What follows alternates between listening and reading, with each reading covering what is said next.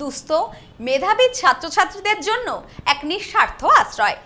এলাকার অবসরপ্রাপ্ত শিক্ষক, চিকিৎসক, আইনজীবীদের প্রচেষ্টায় তৈরি হলো ছাত্রাবাস। শুধু চক পেন নয়, সমাজ গঠনের দায়ও যেন কাঁধে তুলে নিয়েছেন তারা। উত্তর 24 পরগনার বসিরহাট মহকুমার গণপতিপুরে এক ঐতিহাসিক নজির গড়লেন 92 জন শিক্ষক, অবসরপ্রাপ্ত শিক্ষক, চিকিৎসক ও আইনজীবী। তাদের যৌথ প্রচেষ্টায় তৈরি হলো নিত্যানন্দ সেনগুপ্ত ছাত্রাবাস।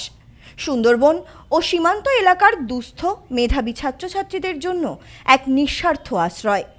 প্রায় 7 দশক আগে 1952 সালে হিঙ্গলগঞ্জের এক শিক্ষক নিজের সামান্য সঞ্চয় দিয়ে গণপতিপুরে কিনেছিলেন মাত্র 4.5 কাঠা জমি।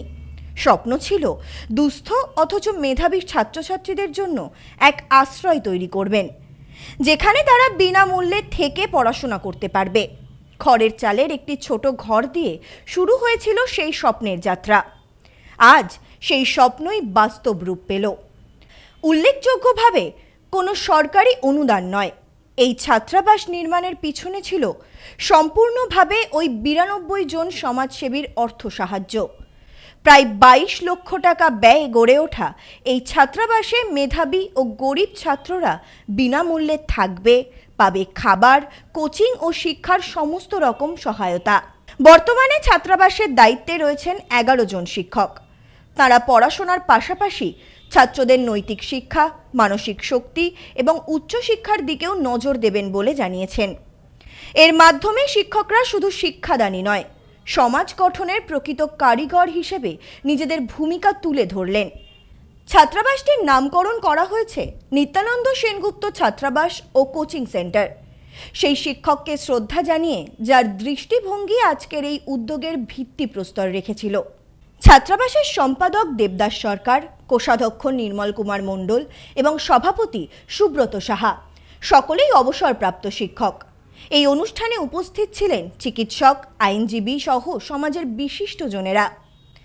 একদিকে ছাত্রদের হাতে তুলে দেওয়া হলো শিক্ষার চাবিকাঠি, অন্যদিকে শিক্ষক সমাজের প্রতি জানানো হলো আন্তরিক কুর্নিশ ও সংবর্ধনা। ছাত্রাবাসের সভাপতি সুব্রত সাহা বলেন, পিছিয়ে পড়া সমাজের ছেলে মেয়েদের শিক্ষার আঙিনায় আনার উদ্দেশ্যেই এই ছাত্রাবাস তৈরি করা হয়েছে। অনেকে ন্যূন 1 টাকা দিক আর 101 টাকা দিক আর 10,000 দিক বা 1 লাখ টাকা দিক, সবাই এখানে আছেন। সবার দানটাই আমরা আজকে মাথা পেতে গ্রহণ করেছি এবং সবার জন্য আমরা মানপত্র দিয়ে তাদের সম্মানিত করব। পিছিয়ে থাকা মানুষদের জন্য এই যে জনদরদি মহান দান, সেটা আমাদের এই ছাত্রাবাস কর্তৃপক্ষ কখনো ভুলতে পারে না, বলেনি। এবং আমরা প্রতি বছর চেষ্টা করি যে এই দিনটাকে পালন করার, আমরা স্মরণীয় করে রাখার। যিনি দান করেছিলেন তিনি পশ্চাৎপদ সমাজের মানুষ ছিলেন না, তথাপি তার উদারতা, তার মহত্ব এটা কখনো আমরা ভুলতে পারি না, ভুলবে না কেউ। ছাত্রাবাসের সম্পাদক দেবদাস সরকার জানালেন, সুন্দরবন অঞ্চলের অনেক স্কুলেই সায়েন্স পড়ার সুযোগ চলে গেছে, আর তাই সেখানকার ছাত্ররা বসিরহাট শহরে আমাদের এই ছাত্রাবাসে থেকে সায়েন্স পড়ার সুযোগ পাচ্ছে। এই অনন্য উদ্যোগ দেখে উপস্থিত সকলেই বলেন, আজকে সমাজে এমন দৃষ্টান্ত সত্যিই বিরল। শুধু পড়ানো নয়, ভবিষ্যৎ গড়ার পথ দেখালেন এই শিক্ষকবৃন্দ। এই ছাত্রাবাস যেন হয়ে উঠুক সীমান্ত ও সুন্দরবনের প্রান্তিক মেধার দীপ্ত আশ্রয়। শিক্ষক সমাজের এই নিঃস্বার্থ পদক্ষেপ এক নতুন আলো দেখালো বাংলার শিক্ষা ও সমাজবোধের পথে। আমাদের এটা পোস্ট গ্রাজুয়েট হোস্টেল এবং একমাত্র সুন্দরবন অঞ্চলের SC/ST হোস্টেল। এই ছাত্রাবাসের 1956 সালে যাত্রা শুরু। ওই দিন আজকের দিনে 14ই জুন এই জমি রেজিস্ট্রি হয়েছিল। সেই জন্য এই দিনটাকে আমরা ছাত্রাবাসের প্রতিষ্ঠা দিবসে পালন করার সিদ্ধান্ত নিয়েছি। গত বছর করেছি, আর এবছর এই 2য় বর্ষ আমাদের শুরু হলো। সুন্দরবন অঞ্চলের অধিকাংশ স্কুলে সায়েন্স পড়া বন্ধ হয়ে গেছে। সেই অঞ্চলের ছাত্ররাও শহরমুখী হয়েছে, শহরে বিভিন্ন স্কুলে সায়েন্সে পড়ছে এবং আমাদের অলরেডি যে 9 জন মধ্যে 7 জনই কিন্তু সায়েন্সের। সেই সায়েন্সের টাউন স্কুল, হাই স্কুল এসব ভর্তি হতে অনেক মেয়েরাও এসেছিল, কিন্তু আমাদের তো এটা বয়েজ হোস্টেল, বলে আমাদের মেয়েদের জায়গা দিতে আমরা পারিনি।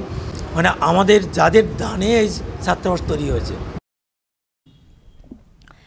Bureau report, news no man's land, Basirhat.